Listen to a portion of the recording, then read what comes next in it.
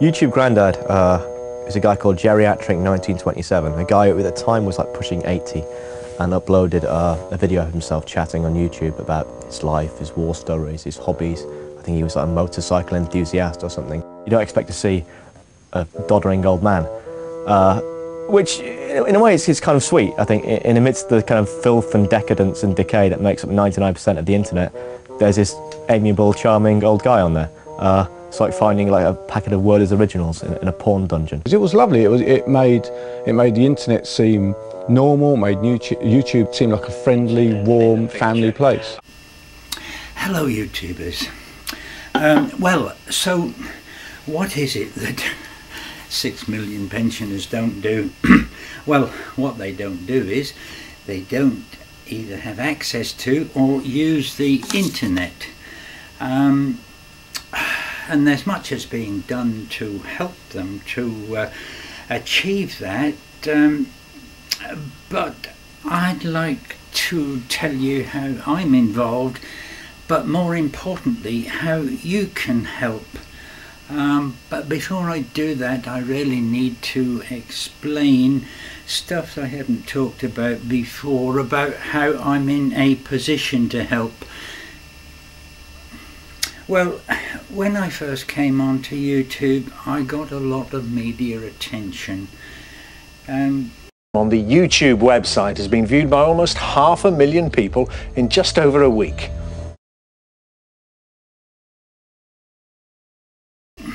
I didn't ask for it and was embarrassed by it, but the story of me uploading a video to the site, which at that time was the complete domain of the young, was circulated all over the world by television and newspaper reports and things. And whilst I had no control of what was written about me, it was all very complimentary really, and so I got nothing to grumble about. But from it, of course, I got so many sort of requests to do all sorts of interviews and things, and really I didn't want to do it. I was overwhelmed by it all. However, when Wikipedia established a page and gave out my real name, I was much easier to track down, and I accepted some interviews. Peter has so far resisted the massive media attention that he's created. No interviews, no photographs. He's never been filmed by anybody but himself. That is, until now. Hello, Peter. Hello. I'm Max. Hello, Max. Hello. Come in. Thank you very much. I found YouTube, I suppose, by accident. Well, from that time on, I've done a great many interviews for radio and television and newspapers and magazines, and accepted invitations to speak at various events. Right, well, I have a few notes. I haven't written out a speech, but I have a few notes on the things I want to talk about. And well, thank you, Colin, for that very lovely lunch. But what you've got to realise is us old people have a habit of falling asleep after lunch. So, if that should happen, well, just talk amongst yourselves or quietly creep away. And of course, thank you very much for inviting you to know and hear all about the wonderful things you're doing in this project. And I hope you know the gathering here that we can help in some way to put forward some ideas that you might like to develop. But before I tell you about my internet experience,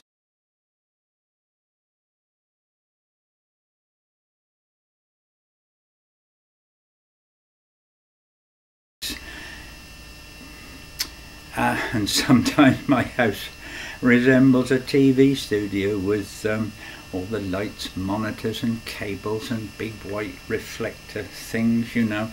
What studios? Where to prepare for the pizza? Ask me a question and I'll see if I can come up with the answers. Am I sitting here? That's fine, again? absolutely fine, yeah. All Exactly right, where you are. I'll focus on you, yeah. 1 second. Okay. How was the Zimmer's experience for you?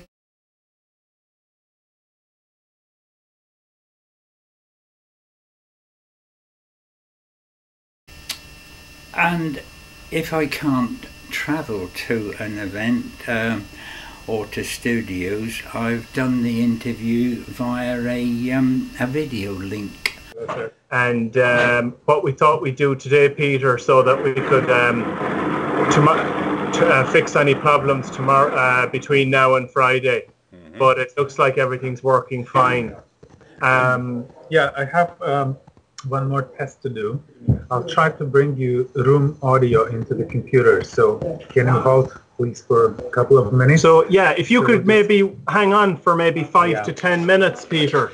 So, we're just going to do a couple of different tests. Right. Yes, okay. So you can ignore us if we're doing anything silly. We're just figuring out if everything works properly at this end. That's fine. Despite his many new commitments, Peter Oakley, alias Geriatric 1927, has no plans to retire from the net. He still has too many tales to tell.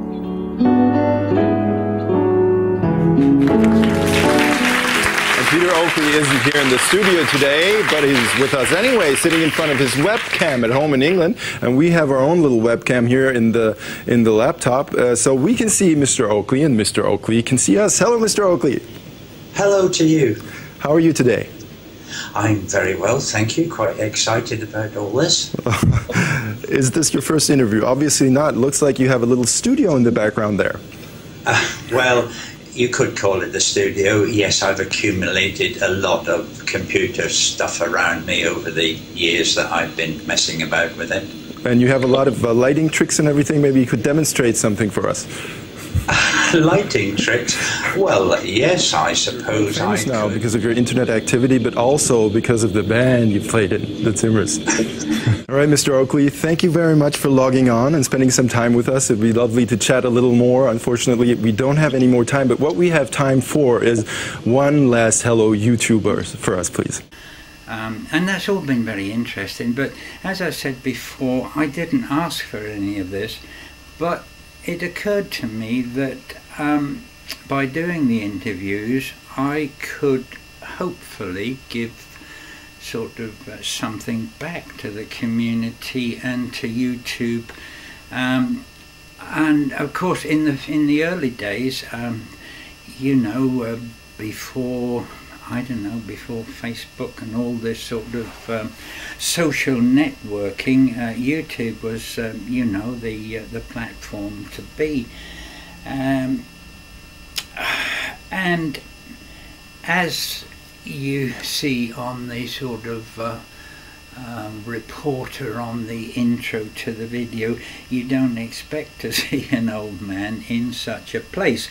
But I did think that by being here, it was a good thing, and that I could encourage more people of older ages to become part of the community, and by doing so, of course, you know, there would then be this intergenerational sort of community, which of course is a very good thing. And so whenever I could in interviews, then that was the point that I tried to make. Peter, I'm from ITV Central News. You're a global star as far as YouTube is concerned, and you got to meet the Queen. What was she like? The Queen, oh, she's a very beautiful lady. I was so impressed. She's so nice. She didn't appear on YouTube, and I think that's made the YouTube site somewhat unique in that it's no longer a site just for the young, although I would suspect probably 80%, but there are many, many more older people now who have had the courage to do what I have done, and so we've got this intergenerational sort of balance, and I see that as a good thing, because whilst I naturally look at all the young people's videos, I learn about their lives, their attitude, their opinions, and hopefully, if I behave myself properly, they will look at me as an older person and maybe not be so frightened of older people, and learn about our life. And YouTube wasn't enough, you've also got the Zimmers as well. Yes. But onto the sort of getting the old people onto the internet. I think it was about 3 years ago that our government set up a department to try to get more elderly people to make use of the internet. And from that time on, I've been involved in various ways. By either being taken as an example of somebody who has benefited from the internet, or being invited to certain events. A lady named Martha Lane Fox heads that government department, and she's done really sterling work. I think we're all guilty of saying, oh my goodness, I just couldn't survive without my iPhone, without my computer, without my access to digital technology. One of the pleasures of the journey that I've been on for the last 6 months is that I've met people who've told me about the most transformational effects that they have ever felt about technology. People have looked at me and said, I would be dead without the internet. And when you hear that from someone, it's very humbling and inspiring. People who feel as though the internet has helped them crawl back from deep social exclusion, drug addiction, problems with their families, homelessness, lack of employment. And that's why I feel that all of us have a responsibility to spread the knowledge that we know about technology and encourage those people, those 10 million people that have never used the internet, to make it part of their lives.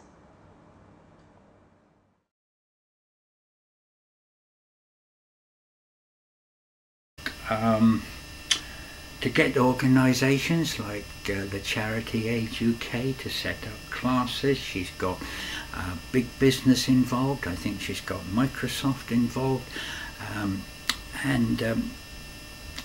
so she has done very sterling work, and the campaign is now called Race Online 2012. And whilst businesses have contributed computers, and charities and others have set up special classes, and many have benefited, but in my opinion there are a great many people of my age who may well see the advantages and benefits, but will never take the first step. And I think the reason for that is that they've listened to all the negative news and dangers about the internet. They don't understand the language. They think that computers are complicated, and with so much new technology coming on stream almost every day, they just think it's all too much for them. And of course I have friends of my own age, and when I speak to them and they don't have computers, this is the sort of feelings I get, that it is all too much for them. The old people, and I hope any sort of blogs I do might put out that, well, come on young people, if you're a middle-aged man, you've got parents in the house. If you're a child, you've got grandparents. Come and get them. You know anybody, grab them and That's teach them. right, yes, so I hope that works, but you're sending absolutely the right messages. I completely agree with you. All the things that I've seen where young people are training older people, it's such a nice experience for both sides.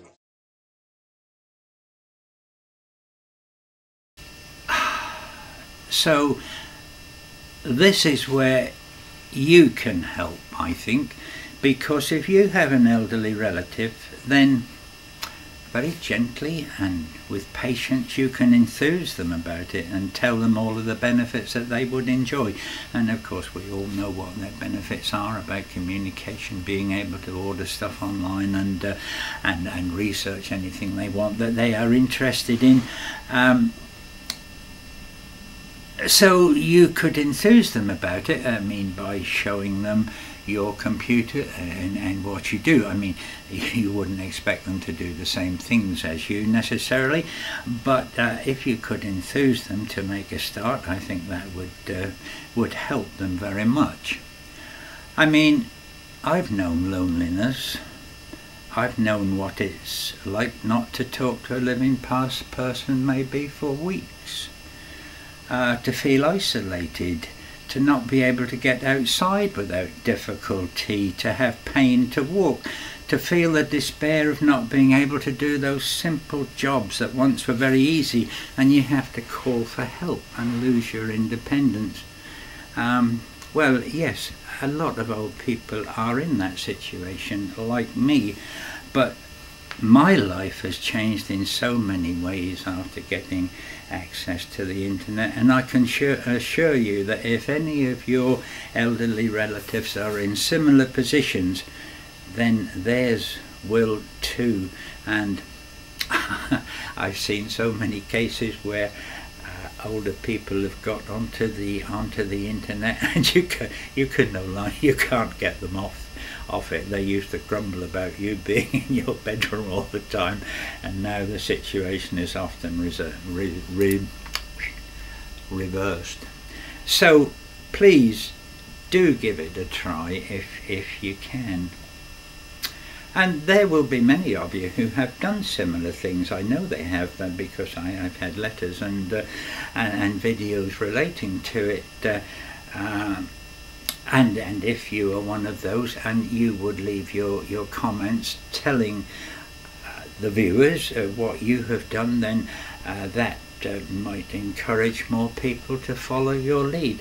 But of course, if you could do a video response, then of course that would be even better. So I think that's my plug. So until I see you next time, as always, goodbye.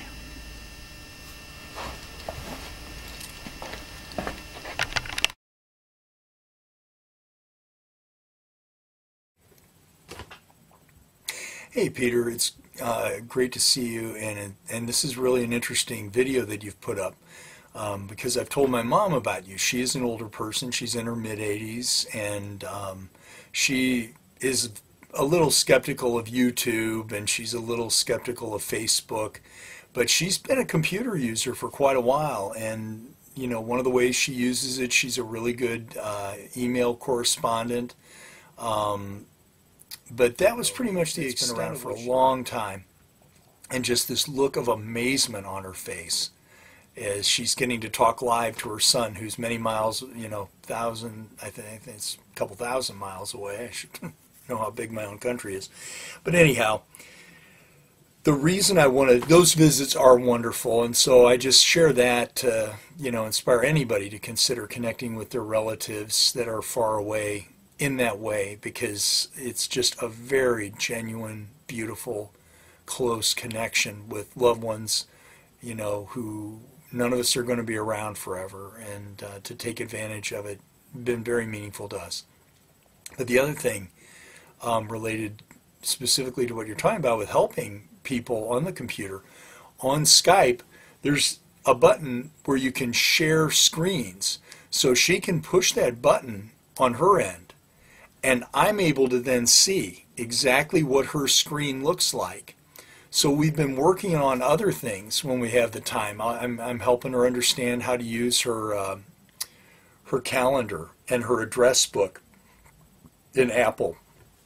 I've been showing her, she's a little skeptical of things like Facebook, but she enjoys seeing pictures that I'm able to put up there. So my point is, I'm able to see her screen thanks to this Skype sharing. So I can see where the cursor's going, or I can see what she's looking at on her screen and tell her whether she's getting warm or cold. It makes it so